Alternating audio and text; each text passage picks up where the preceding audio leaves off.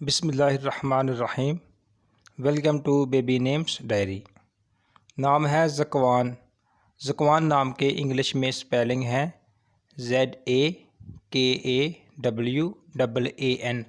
ज़कवान।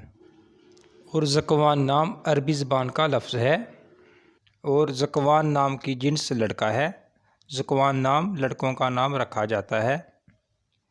ज़कवान नाम का मज़हब मुस्लिम है।